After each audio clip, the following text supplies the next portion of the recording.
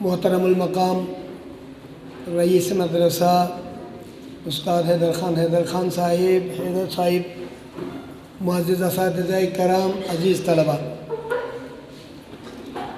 یقیناً اس سعادت کے حاصل ہونے پر اساتذہ کی وجہ سے، استاد محترم کی وجہ سے میں اپنے لیے آج کے ان لمحات کو اپنے لیے ذخیرہ آخرت سمجھوں گا۔ اگر پروردگار عالم اس ہماری نشست کو بہر عنوان، اب اس کو 6 سمتوں سے کہیں، ملٹی ڈائمنشنل سوچیں، ہر عنوان سے انسان کی زندگی میں جو سفر ہے کمال کی طرف، اس سفر کمال کا ایک زینہ ہے، ایک ایسے مادر علمی میں جس کی قدامت اور اس کی کارکردگی کے حوالے سے پوری تاریخ پنہاں ہے۔ آج کی نسلیں اس حوالے سے توجہ کریں اور اس ادارے کے ثمرات کو اپنے لیے اسوہ بنائیں، لائحہ عمل، اور اس سے آگے بڑھنے کی کوشش کریں۔ میں اپنی بے ربط قسم کی گفتگو میں اس کا یقیناً کسی نہ کسی جگہ اشارہ کروں گا۔ آج کی ہماری گفتگو سب سے پہلے شہید، لفظ شہید، شہداء کے حوالے سے ایک نقطہ، شہید، شہداء، اس کے بعد شہداء کربلا، اس کے بعد شہداء وطن پاکستان۔ میں یہ سمجھوں گا یہ سارے عنوانات اپنے لیے غور و فکر ہم سب کے لیے، یعنی جب ایک وقت میں ایک آدمی بولتا ہے تو خود اس کے لیے پہلے سبق ہوا کرتا ہے کہ انسان کا اپنا حافظہ ریوائنڈ ہوتا ہے کہ ہم نے اس محفل میں کیا کہا، ہماری آخرت کے لیے، ہماری دنیا کے لیے اس کا کیا فیض ملا یا ملنے کی امید ہے، اور دوسری بات ہماری زندگی کے لیے لائحہ عمل کے عنوان سے ہم نے کوئی چیز اس نشست سے لیا یا نہیں لیا۔ ہمارا نقطۂ نظر ثواب کا بھی ہے، اور کہتے ہیں ثواب، لفظ ثواب کو ہم لوگ لمیٹڈ ماحول میں سوچنے کی وجہ سے ہمارا ہر کام بالکل انسرکل ہو گیا ہے۔ ہم لوگ ثواب صرف کھانے کے لیے لیتے ہیں کہ جب کھلانا زیادہ، جتنا ٹھوس ہو گئے ثواب زیادہ ملے گا، یا یہ کہ خاص عنوان سے ہمارے یہاں ایک دوسری میں بھی کہ جی مساجد بنائیں گے زیادہ ثواب ملے گا، امام بارگاہ بنے گا زیادہ ثواب ملے گا، لیکن تعلیمی ادارے کے لیے ثواب نہیں ہے، عوام کنٹریبیوشن نہیں کرتی۔ اگر کوئی کہے جی گورنمنٹ کا اسکول بن رہا ہے، کالج بن رہا ہے، آؤ بھائی اس میں اپنا حصہ تھوڑا سا ڈالو، گورنمنٹ اپنا کرتی ہے کرے، اس میں وہ نسلیں وجود میں آنے والی ہے جو مسجد اور امام بارگاہ دونوں کی زینت بنے گی۔ اگر وہاں کٹھ ملا جاہل قسم کی نسل وجود میں آئے گی، بتاؤ اس امام بارگاہ کی قیمت کیا ہے؟ جہل اور جہالت کو لے کے امام بارگاہ اور مسجد میں جانے سے علم کی روشنی لے کے جانے کے لیے جو معاونت ہو سکتی ہے وہ بڑا صدقہ جاریہ اور بڑا ثواب ہے۔ اب آئیے جی وہ ماحول ہے، وہ ایک ماحول ہے۔ میں مقدماتی طور پر گفتگو کرنا چاہتا ہوں، میں نے بہت ساری باتوں کو، ظاہر ہے میرے پاس ٹائم ابھی اذان کے لیے قریب ہو گیا، بہت زیادہ ٹائم ہی نہیں ہے۔ ہم کہتے ہیں ہمارا نقطۂ نظر کیا ہے کسی بھی عنوان سے، اس کو ابھی اسی پوائنٹ کے اوپر ختم کرتے ہیں۔ ہر ایک کا اپنا مشاہدہ ہوتا ہے، ظاہر ہے میرے جیسے ناچیز کا بھی اپنا ایک مشاہدہ ہے اتنی عمر گزارنے میں۔ ابھی میں 56 سال میں ہوں، 57ویں سال میں داخل ہو جاؤں گا۔ 56 سال کی شروع کے 15، 16، 17 سال ہم دیہات میں رہے، اس کے بعد آگے چلے گئے تو دنیا کو تھوڑا سا کھلا پایا۔ یہ چیزیں انسان کے تجربات لے کے آتی۔ ابھی آپ علماء کو سن رہے ہیں نا، یہاں پہ ڈاکٹر ذکی بہادری کو سنا، پھر نصرت بخاری کو سنا، پھر آگے جائیں گے، ہر ایک کا زاویہ نظر ایک ہی عنوان پر مختلف ہے۔ جو شخص اپنے لیے فکر میں بہتر سمجھتا ہے کہ یہ پیغام آج ان نسلوں کو پہنچے گا تو آئندہ مستقبل میں بلا ہوگا، ہمیں کتنی کیریئر ٹھیک ہوگی، کیریئر ہم کیا کرتے ہیں قیامت میں ثواب میں دوبارہ کہوں گا، ثواب مومن کے راستے میں آنے والی سیڑھیوں کا نام ہے، اس سے زیادہ نہیں ہے۔ مومن کے راستے میں سفر کمال میں آنے والی سیڑھیوں کا نام ہے، جتنی اونچی سیڑھی چڑھو گے اتنا ثواب اونچا ہوگا، لیکن ایک درجہ اس ثواب سے اوپر ہے، اس کے پر بعد میں سوالات کر سکتے ہو۔ ثواب سے اوپر ایک درجہ ہے، ابھی آغا صاحب حدیث یہاں نقل کر چکے ہیں، وہ ثواب کا اعلیٰ ترین درجہ جو جان لٹانے پہ ہے، کہتے نہیں انسان مومن کا ہدف جتنا بلند ہوگا اتنا ہی اس کا ثواب بلند ہوگا۔ اچھا یہ میں اپنی طرف سے نہیں کہہ رہا ہوں، اتفاقاً ہم لوگ کیا دعائیں مانگتے ہیں، اس کو سوال کیا دعائیں مانگتے ہیں اس کو ادھر رکھیے گا۔ مومن کو کیسا ہونا چاہیے؟ کربلا اور شہدائے کربلا اور شہدائے وطن اور اس ادارے سے پروان چڑھ کے جا کے شہید ہونے والی نسلوں، شہداء کا اینگل ہمیں اس وقت سمجھ میں آئے گا جب انسان کو مومن کا دائرہ سمجھ میں آئے گا۔ ایمان کا دائرہ جتنا وسیع ہوگا اتنا ہی شہید کا مقام سمجھ میں آنے میں آسانی ہوگی۔ میں آیت کی طرف آتا ہوں، شہید کو شہید کیوں کہتے ہیں؟ اچھا میں روایات کا خلاصہ بیان کروں گا بغیر حوالے کے، بعض اوقات ہوتا نہیں کہ ہمارے پاس ٹائم ہو تو میں باقاعدہ کتاب اور مصنف کا حوالہ دوں گا، فلاں کتاب میں اس نے لکھا ہے، فلاں کتاب میں اس مفسر نے، اس عالم نے، اس تعبیر کرنے والے نے، لیکن میرے پاس ٹائم نہیں ہے۔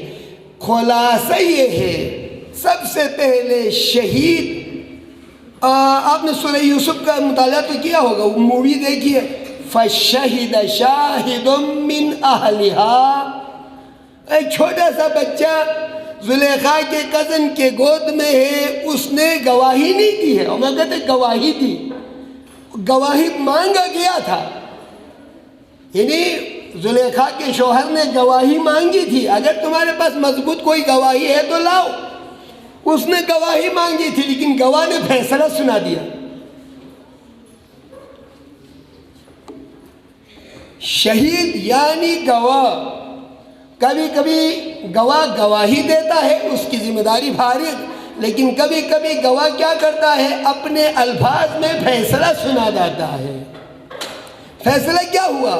یہ نہیں کہا کہ نہیں یہ زلیخا جھوٹی ہے، یوسف سچا ہے، نہیں، دلیل پہلے بیان کی۔ وہ بحث الگ ہے کہ اس نے بچے نے کس طاقت سے بولا، اس کے ہم نہیں جائیں گے۔ کہ فَشَهِدَ شَاهِدٌ مِّنْ أَهْلِهَا، اس کے خاندان میں سے ایک نے گواہی دی، قرآن نے بھی کہا گواہی دی، مگر الفاظ کا لب لباب بتا رہا، مفسرین کہتے ہیں اس نے گواہی نہیں دی ہے، فیصلہ سنایا ہے۔ إِن كَانَ قَمِيصُهُ قُدَّ مِنْ قُبُلٍ، اگر اس کی قمیص، یوسف کی قمیص سامنے سے پھٹا ہوا ہے، فَصَدَقَتْ وَهُوَ مِنَ الْكَاذِبِينَ، یہ سچی ہے، یوسف جھوٹ بولتا ہے۔ نہیں، اگر وَإِن كَانَ قَمِيصُهُ قُدَّ مِن دُبُرٍ، اگر قمیص پیچھے سے پھٹا ہوا ہے تو فَكَذَبَتْ وَهُوَ مِنَ الصَّادِقِينَ، زلیخا جھوٹی ہے، یوسف سچا ہے۔ جب اس کے شوہر نے اس کو پلٹا کے دیکھا تو قمیص پیچھے سے پھٹا ہوا تھا، کہا کہ یوسف اعرض عن ھذا۔ میں یہاں پاکستان کے موجودہ ماحول میں ابھی عدلیہ اور سیاسیوں کا جو چکر چل رہا ہے، کہتا ہے سربراہ وزیر اعظم مصر نے کہا یوسف اس کو چھوڑو، نظر انداز کرو، اس کو مت پھیلاؤ، ہمارے الفاظ، یعنی کرپشن کیا اس کی بیوی نے، اس کو پھیلاؤ نہیں، یعنی پردہ رہے۔ بڑے مجرم جرم کرے تو پردہ ڈلوانے کی روایت فرعونی حکمرانوں کا وتیرہ رہا ہے۔ توجہ رکھیں اس مسئلے کے اوپر، جرم پر پردہ ڈلوایا جاتا ہے، حکمران اپنی ساکھ بچانے کے لیے کہ کہیں ہماری بے عزتی نہ ہو جائے۔ عوام کی بے عزتی ہو تو کوئی بات نہیں ہے، سب ڈفلی بجاؤ، واہ ویلا کرو، لیکن یہ کہ ہماری عزت باقی رہے۔ گواہ ہوتا کس وجہ سے؟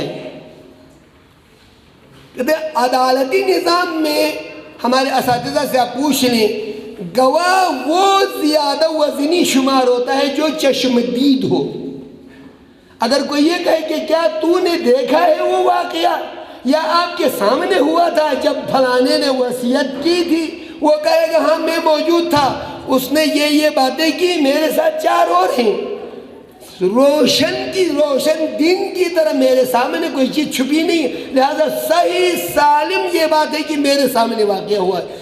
تو شہید مرنے سے پہلے اپنے مقام بلند کا مشاہدہ کرتا ہے، اس لیے اسے شہید کہتے ہیں۔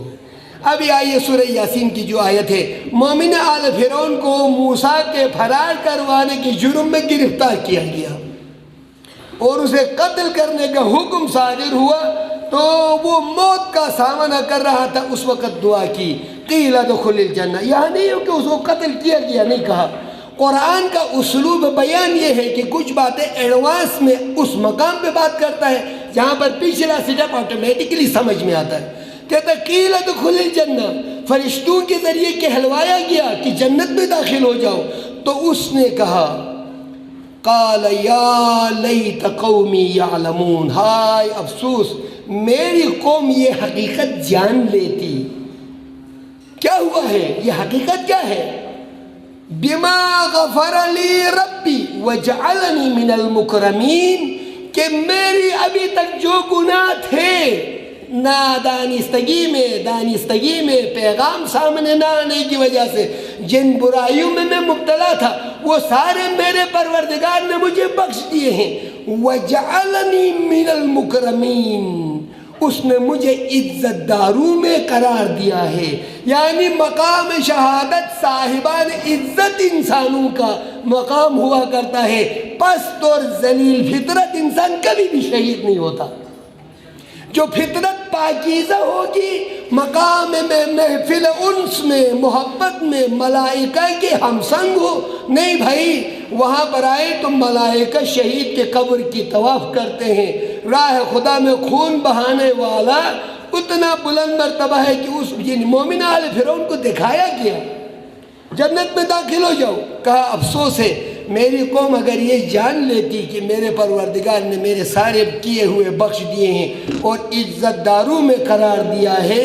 پتہ چلا اسی آیت کی پیچھے سورہ بقرہ میں تشریح ہے، وَلَا تَحْسَبَنَّ الَّذِينَ قُتِلُوا فِي سَبِيلِ اللَّهِ أَمْوَاتًا، ایک دفعہ تَحْسَبَنَّ الَّذِينَ، تم گمان نہ کرو، یہ ذرا آگے اس سے پہلے کہا وَلَا تَقُولُوا لِمَن يُقْتَلُ فِي سَبِيلِ اللَّهِ، منہ سے بولو نہیں، اللہ کی راہ میں قتل ہونے والوں کے بارے میں الفاظ استعمال نہ کرو، زبان یوز نہ کرو کہ امواتا مر گئے ہیں، بل احیاء وہ زندہ ہیں، کیا کر رہے ہیں، ولیکن لا تشعرون، تمہیں ان کی زندگی کا شعور نہیں ہے۔ شعور اس لیے نہیں ہے کہ عالم مادہ میں زندگی گزارے، اگر عالم مادہ کے دبیز پردوں کو کرس پھاڑنے کی قوت پیدا کرو گے تو شہید کا مقام و مرتبہ تمہیں سمجھ میں آئے گا۔ یہ میں یہاں پہ روک دیتا ہوں، ایک واقعہ سنا دیتا ہوں۔ واقعات انسان کو یاد رہتے ہیں۔ میں عزیزوں سے کہوں گا کہ مہربانی کر کے تھوڑا سا شور نہیں کرے، پیچھے جھگڑا باقاعدہ مقدمہ چلنے لگا، تھوڑی دیر کے لیے اس طرف متوجہ کر توجہ ہو۔ ہم ایک واقعہ بیان کریں گے، شہید ہوئے ہیں ایران کی آرمی میں، یا پاکستان میں بھی 65 کی جنگ کے شہداء میں بھی کچھ واقعات ہیں۔ ہمارے ہاں تاریخ میں وہ باتیں کتابوں میں سامنے نہیں لائی جاتی جس سے نسلیں روح پکڑ کر اس میدان کو آباد کریں۔ یہاں پر جو حقیقت ہے اسے چھپا کے جھوٹی موٹی چیزیں زیادہ عام ہیں، اس کے لیے تحقیق کی ضرورت ہے۔ اب وہ میں کہاں لے کے جاؤں گا کہ میں مثالیں نہیں دے سکتا ساری۔ شہید general Syed Shirazi deputy chief of general staff تھے اور سپریم ڈیفنس کونسل میں رہبر کے نمائندے تھے۔ یہ جنگ کے زمانے میں، ایران عراق جنگ کے زمانے میں ایئر ڈیفنس کے اس ڈپارٹمنٹ کو لیڈ کر رہے تھے آیت اللہ عظمیٰ سید محمد رضا بہاؤالدینی نام کا ایک عارف گزرا ہے، امام خمینی کا ہمدرس تھا۔ اور وہ میں نے کہا نا کہ جو مادے کے دبیز پردوں کو چیرے اس کو مقام شہادت نظر آتی ہے. باقی مادے میں جو لوگ ہیں وہ جب تک اس عالم مادہ میں قید ہیں اس وقت تک شہادت کا مقام نظر نہیں آتا. لہذا ہم لوگ کہتے ہیں آغا صاحب دعا کیجئے کہ خدا ہمیں شہادت کے موت نصیب کرے. خود دعا نہیں کرتے چونکہ ہمیں پتہ ہی نہیں ہے, دوسروں سے امید کرتے خدا دعا کرے. شہید شیرازی اکثر جب بھی ملاقات کرتے وہ درس اخلاق میں ان کے شاگرد تھے. کہا آغا صاحب آپ تو بہت بڑے عارف ہیں, حضرت امام کے شاگرد ہیں, ساتھی ہیں, آپ میرے لیے شہادت کی دعا کریں. جنگ جاری تھی. اس بزرگوار نے کبھی ہر بار کہا, چہرے کو دیکھا, کہا فی الحال تمہارے ماتھے پر کوئی شہادت نظر نہیں آ رہی, اپنی ذمہ داری ادا کرتے رہو, جاؤ ادھر سے, بار بار اس قسم کی دعائیں مت کراؤ. ایک دفعہ کیا, جنگ نمٹ گیا. اس کے بعد جنگیوں کی مشقیں ہونے لگی. اسلامی حکومت جنگ کے مغمسے سے نکل کر اب جب فوجوں کی تربیت, سائنس, ٹیکنالوجی, ترقی وغیرہ وغیرہ وغیرہ. کہتا ہے ایک دفعہ آخری جب شہید ہونے جا رہے تھے, کوئی ماحول نہیں ہے بھائی, امن. دنیا کا اقوام متحدہ نے ڈکلیئر کیا تھا کہ ایران دنیا کا پرامن ترین ملک ہے.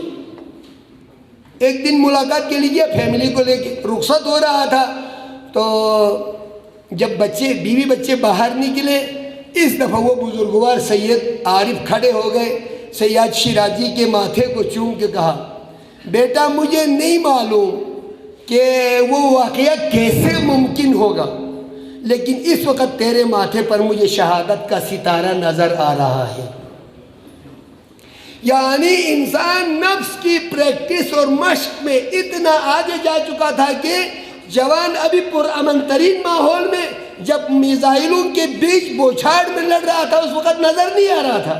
اب پرامن ترین ماحول میں جب اقوام متحدہ بھی کہتی ہے پرامن ترین ملک ہے, کہتا تیرے شہادت کے ستارے تیرے ماتھے پہ نظر آ رہا ہے.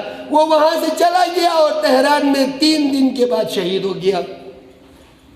نظر کیسے آتا وہ مقام مرتبہ. اب وہ واقعہ ادھر کا ہے, ہم کہتے ہیں ہم شہدائے کربلا سمجھ میں نہیں آتے, یہاں پہ سمجھ لو کیسے آ گیا. یہ تو ادھر ہے. وہ سورہ مبارکہ آل عمران میں ایک ہے, اگر جس کسی کا بھی اگر مقدر میں شہادت لکھ دیا جائے اس کے روح کی آمادگی کی وجہ سے, تو وہ بسترے پہ سویا ہوا ہے تو ہم اٹھا کے اسے میدان کارزار پہنچا دیں گے. شرط ہے انسان کے اندر قابلیت پیدا ہو کہ مقام بلند شہادت تک پہنچ سکے. چنانچہ اس مقام بلند تک رسائی کی آرزو جس نے کی اسے ملا.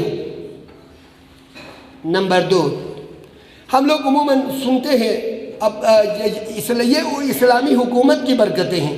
کرۂ زمین پر اگر ایک معصوم نہیں, غیر معصوم نائب امام عادل فقیہ کی حکومت قائم ہوتی ہے تو قرآنی حقائق کو فلما کر کتاب پڑھ کے جو یاد نہیں ہوتا وہ فلمی موویز میں یاد کروایا گیا ہے. وجہ زہیر کیا تھا بھائی؟ ہمارے الفاظ میں آج کا اہل سنت, وہ حضرت عثمان غنی رضی اللہ تعالی عنہ کو مظلوم مانتا تھا, علی اور اولاد علی کو اس میں ملوث سمجھتا تھا. اسی لیے مکے سے کوفے کے سفر میں سید الشہداء سے 70 گز 60 گز 55 گز 50 گز سے کم پہ تو وہ خیمہ ہی نہیں لگاتا تھا. اگر اس نے خیمزن ہو کے ریسٹ کیا ہے, حسین آ گیا تو وہ آ گیا, چلا گیا, رخصت ہو گیا, حسین ٹھہرا ہوا تو چل رہا ہے, حسین چل رہا تو یہ ٹھہرتا ہے, تاکہ کہتے ہیں کہ حسین کا آمنا سامنا نہ ہو. لیکن وہی شخص جو ان کے حلال خور ہے, ایک بات خاص تاکید کیا گیا کہ وہ آدمی جو اپنے محنت و مشقت سے حلال کی روزی کھاتا ہے اس کے سامنے کسی بھی وقت پردے ہٹ سکتے ہیں. حلال کھانا شرط ہے, حرام سے بچنا. اب اساتذہ موجود ہیں, میں کیا بتاؤں, اس ابھی نگر میں AGPR میں ایسے ماشاءاللہ افسران آئے ہیں کہ تازہ منتخب ہونے والے اساتذہ سے ابھی ڈیمانڈ ہوا ہے کہ آپ کا بل نہیں بھرے گا جب تک آپ اتنا پیسہ نہیں دیں گے. اب وہ لوگ سر پہ قرآن لے کے مر جائیں, شہید نہیں ہوں گے, کیونکہ وہ پہلے سے لاکھ سے زیادہ تنخواہیں لیتے صرف چیک کاٹ کی بل تھے پاس کرنے کی. بل دینے کی ادارہ بل بھیجتا ہے اس پہ چیک کر، وہ چیک سائن کر کے دینے کے لیے پیسے مانگتے ہیں. وہ میرا فی الحال ٹاپک نہیں ہے. حرام خوری کی عادت ہو تو شہادت نہیں ملتی. پاکیزہ مزاج اور پاکیزہ کردار چاہیے، پاکیزہ لقمہ چاہیے تاکہ انسان کو بلند مرتبوں تک پہنچا سکے. زہیر کو کیا کمال ہوا، بیگم نے جب تک طنز نہیں کیا وہ امام کا سامنا نہیں کر سکا. بیگم نے یہی کہا نا، عربوں میں بزدل چوہا مانا جاتا ہے. آج کے بعد اگر دنیا کو یہ پتہ چلا ہے حسین نے بلایا تھا، زہیر ڈر کے مارے نہیں کیا، کل لوگ چوہے کا نام نہیں لیں گے، زہیر کا نام لیں گے. یہ بیگم نے اس کو طنز کیا. آئندہ کے لیے نام بزدل کا نام چوہا نہیں ہوگا، زہیر ابن قین ہوگا. اور ہاں فرزند پیغمبر ہے یار، جاؤ سن تو لو کیا کہتا ہے. اگر بالفرض کوئی ایسا کہے کہ جی آؤ شہادت کا ہے، مرنا ہے، میدان میں لڑنا، کوئی بہانہ کر کے آ جاؤ.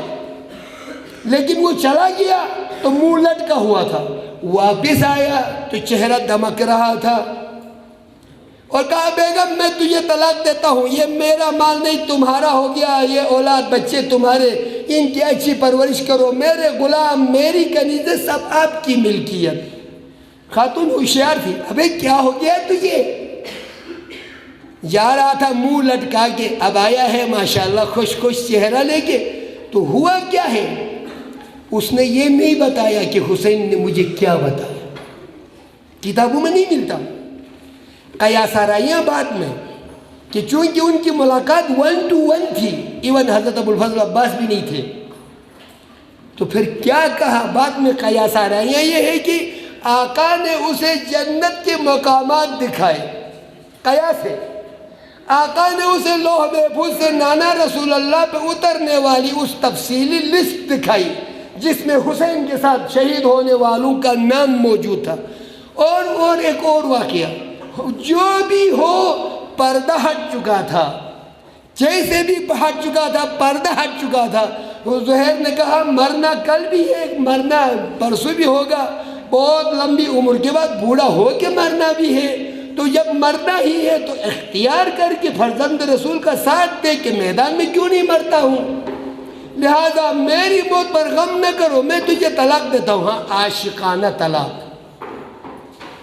تو پھر اس نے پلٹ کے کہا کہ مومن چانس جو ملتا ہے نا اس کو ضائع نہیں کرتا. بیگم نے کہا ایک شرط پہ تمہیں جانے کی اجازت دوں گی کہ رسول اللہ کے پاس جانا تو یہ کہنا کہ میں کترا رہا تھا، میری زوجہ نے اکسا کے تیرے بیٹے کی مدد کو بھیجا، میری شفاعت کرو گے؟ میں تیار ہوں کہ یہ ساری چیزیں برداشت کروں گی. پھر کہا ہاں طلاق کیا ہے، یہ پریشان نہیں ہونا. زوجہ نے اپنے آپ سے کہا طلاق کے لیے پریشان نہیں ہونا، جب آزاد ہو جائے گی تو مولا حسین کا ساتھ دینے میں آسانی ہوگی. زہیر نے اپنی غیرت کا مظاہرہ کیا، چلو ٹھیک. یعنی شہید مقام رفیع شہادت کا خود مشاہدہ کرتا ہے. اب امام محمد باقر کی علیہ السلام کی وہ مختصر حدیث کہ جب آپ سے پوچھا گیا مولا شہداء کی بہت تکلیف ہوئی ہوگی نا، بدن کے ٹکڑے ہو گئے تھے، تلواریں چلی تھی، نیزے چلے تھے، پتھر چلے تھے، اللہ اکبر کیا مصیبت ہوئی ہوگی. مولا نے کہا نہیں، شہداء کو اتنی تکلیف ہوئی تھی جب تلوار پڑ رہے تھے، گویا کبھی یا تو تم اپنی انگلی کو 2 انگلیوں سے دباتے ہو اتنا فشار، یا کسی مچھر نے کاٹا ہو. اس سے بڑا تکلیف انہیں نہیں ہوا. کیوں؟ کیونکہ ان کی روحیں عالم قدس کی عظیم مرتبوں پر متوجہ ہو چکی تھی، لہذا دنیا کا تیر و تبر سہنا آسان ہو گیا تھا. یہاں پر میرا دوسرا سلوٹ بھی مکمل ہو گیا. یعنی شہادت اگر خلاصہ کریں تو انسان کی دنیاوی مادی مٹیریلسٹک زندگی کو چھوڑنے کے لیے آمادہ ہو کر خدا کی طرف رخ کرے، اس کے بعد پھر کوئی درد نہیں رہتا. اس عظیم مرتبے کا نام شہادت ہے. اس کے بعد آئیے شہداء کربلا کی اب 40 کے لیے وقت شروع ہو چکا ہے. آپ لوگوں نے میڈیا پہ یقیناً نظر رکھی ہوگی، پچھلے سال کی رپورٹ تھی کہ صرف ہندوستان سے 1.5 لاکھ ہندوؤں کا دستہ تھا، 2 لاکھ سکھ تھے، عیسائی دنیا سے 10.5 لاکھ لوگ آئے تھے. یہودی خاخام دنیا بھر سے یہودی علماء جو صہیونی نظام کے مخالف ہیں وہ کربلا کی مشی میں آئے ہوئے تھے۔ یورپ کے ٹاپ کے 6 پروفیسروں نے آ کے مشی میں شرکت کرنے والوں کے لیے مختلف جگہوں پہ کوئی نوڈل بنا رہا تھا، کوئی چیز بنا کے دے رہا تھا۔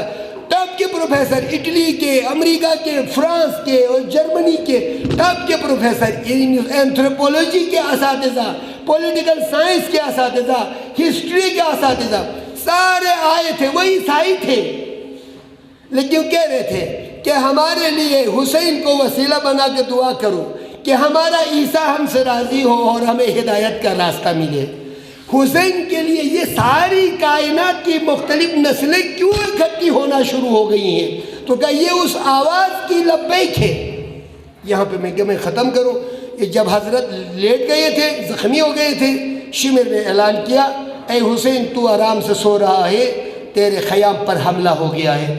تو اس وقت حضرت نے ایک جملہ کہا تھا، یا شیعت آل ابی سفیان، اے ابو سفیان کے بیٹوں کے شیعوں پیروکارو، ان لم یکن لکم دینا، اگر تمہارے پاس کوئی خدا اور رسول کا ایمان نہیں ہے، تم کوئی دین نہیں رکھتے ہو، ولا تخافون المعاد، یعنی خدا پر رسول پر ایمان، اس کے نظام پر ایمان دین کہلاتا ہے، ولا تخافون المعاد، اور تم اگر دنیا کی مختلف مذاہب میں قیامت کا تصور موجود ہے، اگر تم کسی سوال جواب کے بھی قائل نہیں ہو، ڈرتے نہیں ہو، تو فَكُونُوا أَحْرَارًا فِي دُنْيَاكُمْ، اپنی دنیا کی زندگی میں آزاد منش بن جاؤ، آزاد فکر بن جاؤ، غیرت مند اور انسانی شرف اور عزت کے دفاع کرنے والے بن جاؤ۔ مطلب یہ تھا حسین ابن علی نے اس وقت جو آواز دی ہے وہ دنیا کے آزاد عدالت پرست تمام روحوں کو کال کیا تھا کہ آؤ اس وقت حرم پیغمبر کا دفاع کرو۔ حرم پیغمبر تمام انسانوں کے مظلوموں کے ناموس کا دفاع حرم پیغمبر ہے۔ آج کربلا میں تنہائی کا شکار ہو گیا ہے، میں اس وقت قتل گاہ میں لیٹا ہوا ہوں، لیکن ابھی یہ جنگ تھمی نہیں ہے۔ ابھی فارسی ایک اسکالر نے لکھا ہے، سپر نئے انداز کہ جنگ است ہنوز، ڈھال زمین پر نہیں چھوڑو، جنگ ابھی جاری ہے۔ یعنی میں جنگ شروع کر کے جا رہا ہوں، اب ڈال اور نیزل ہے کہ میدان کو گرم رکھو جب تک میرا بیٹا آئے گا اور اس جنگ کا اختتام کرے گا۔ یعنی سید الشہداء کا پیغام آفاقی ہے، کائناتی ہے، ایک خاص مسلک کے لیے نہیں ہے۔ ہاں شیعیان امیر المومنین چونکہ نام نسب شجرے سے صدیوں سے روتے آئے ہیں تو دنیا کو لیڈ کرنے کا سوچنا چاہیے۔ جو شیعہ علی ہے وہ کائنات کا امانت دار ہے، پوری روئے زمین کے لیے انسانیت کے مظلوموں کو ان کا حق دلانے کی ذمہ داری شیعوں کے کندھوں پہ ہے، جن کے نس نس میں عدالت علوی کے واقعات موجود ہیں، وہی نسلیں اولاد آدم کو عدل انصاف پہنچا سکتی ہے۔ یہ پیغام کربلا ہے۔ یہاں سے آگے جانے کے لیے اب آگے کیجیے صرف شہداء وطن 6 ستمبر، آپ نے وہ اگر آپ ریکارڈ کروائیں، استاد آپ کو یا وہ کروائیں گے، یوٹیوب پہ بھی مل رہے ہیں۔ 6 ستمبر میں جو ترانے گائے گئے وہ فاتح خیبر کی یاد اس میں ہے۔ ان ترانوں میں حسین پاک کے آرزوؤں کا ذکر ہے، حسین سینے سے ہمارے شہداء کو لگا رہا ہوگا، زہرائے مرضیہ ہمارے شہداء کے خون کے اثرات جمع کر رہی ہوگی۔ یہ پاکستان بھی، ہاں البتہ ہمارے حکمرانوں کے مزاج سے اس کا میل کوئی نہیں ہے، حکمرانوں سے ہمارا لینا دینا بھی کوئی نہیں ہے۔ عوام الناس میں اور آگے نہ جا کے نسلوں میں سرحدوں کے محافظین، معاشروں کی عزت و ناموس کا دفاع کرنے والے جوانوں کو یہ پیغام ہے کہ یہ شہداء انہوں نے اپنا خون نچھاور کیا ہے امت کے ناموس کا دفاع کرنے کے لیے۔ پاکستان میں صرف شیعہ نہیں تھے، صرف سنی نہیں تھے، یہاں ہندو بھی ہے، سکھ بھی ہے، عیسائی بھی ہے، اور شیعہ اور بریلوی اور دیوبندی اور چکڑالوی بھی اور اہل حدیث بھی، سب ہے۔ سارے انسانوں کی عزت و ناموس کا دفاع کرتے ہوئے خون بہہ جائے تو وہ انسانیت کا شہید کہلاتا ہے۔ سید الشہداء کا لقب شہید انسانیت اس لیے ہے کہ انہوں نے انسانیت کے وسیع قافلے کو آواز دی تھی۔ لہٰذا آج اگر اربعین کی مشی میں ہندو اور سکھ و عیسائی سارے اگر شامل ہو رہے ہیں تو یہ اس آواز کی بازگشت ہے۔ جسٹس تنزیل الرحمن رحمۃ اللہ علیہ نے اس زمانے میں جب امام خمینی کے انقلاب کو تیسری برسی تھی، جنگ اخبار میں اوپر ایک ٹائٹل پر رئیس مروی کے ساتھ ایک ربائی لکھتے تھے۔ انہوں نے اس زمانے میں لکھا تھا کہ یہ جو ہنگامہ جور و جفا ہے وہاں آواز مہر و وفا ہے، یہ جو ایران میں محشر بفا ہے صدائے بازگشت کربلا ہے۔ اگر دنیا کی زمین پر کسی بھی جگہ نسلوں کی عزت و ناموس اور اقدار کا دفاع کرتے ہوئے کوئی نسل تمہیں ملے، سمجھ لینا یہ کربلا کے راہی ہے جو سفر کرنا شروع کر چکے ہیں۔ کربلا حرکت کا نام ہے، جمود کا نام نہیں ہے، سفر کا نام ہے، سونے والے بسترے کا نام نہیں ہے۔ کربلا اقدار کے لیے جنگ کرنے کا نام ہے، اقدار کو مٹانے والوں کا ساتھ دینے کا نام نہیں ہے۔ کربلا انسانی شرف اور عزت کے دفاع کا نام ہے۔ اسی لیے کہا تھا الا وان الدعی ابن الدعی، فلانے کے بیٹے فلانے نے قد رکدنی اثنتین، دو راہے پر لا کر چکر پونی کے جٹے کھڑے تھے گن، دو راہے پر لا کر کھڑا کر دیا ہے، بین الذلت والذلہ، یا ذلت برداشت کروں ان کے ہاتھ پہ بیعت کروں، یا عزت کا راستہ اختیار کروں، سر کٹا دوں نیزے پہ بلند ہوگا جھکا ہوا نہیں ہوگا۔ یہ دو راہے پر کہا، لیکن کیا کر رہا ہے؟ کہا کہ وَيَعْبَ اللَّهُ لَنَا، خدا انکار کرتا ہے ذلت قبول کرنے کو، وَرَسُولُهُ، اس کا رسول منع کرتا ہے کہ ذلت قبول کرو، والمؤمنون، اور مومنین بھی منع کرتے ہیں کہ ذلت قبول کرو، وَحُجُورًا طَابَتْ وَطَهُرَتْ، وہ پاکیزہ گودیاں بھی ہمیں روک رہی ہیں، جن گودیوں میں ہمارے جیسے مجاہدین کی پرورش ہوئی ہے وہ بھی منع کرتے ہیں کہ ذلت قبول کرو، وَعَنُوفٌ حَمِيَتْ، اللہ اکبر، میری حمایت میں ابھی تک جو لاشیں نیچے پڑی ہیں میدان کربلا میں، یہ بھی مجھے روک رہے ہیں کہ حسین ذلت کا راستہ قبول کرے۔ وَحَيْحَاتْ مِنَّ الذِّلَّةِ، ذلت ہم سے بہت دور ہے۔ عزت کے سفر میں اور بھی بہت ساری باتیں کی جا سکتی ہیں، خدا زندگی رکھے گا اور بھی پھر کسی نشست میں ہم اس سے آگے کا بولیں گے کہ ذلت پر کبھی بھی کمپرومائز نہیں کرو۔ عزت و شرف انسان جس کے لیے قربانی دیتا ہے، اپنے عزت و ناموس کا دفاع کرنا شہادت ہے، چاہے وہ گھر کے دروازے پہ ہو، محلے کی سرحد پہ ہو، یا پورے ملک کے بارڈر پہ ہو۔ وہ عظیم شہادت کا رتبہ ان نسلوں کو ملتا ہے جو وردیاں پہنتے ہوئے آرزو کرتے ہیں۔ والسلام علیکم ورحمۃ اللہ وبرکاتہ۔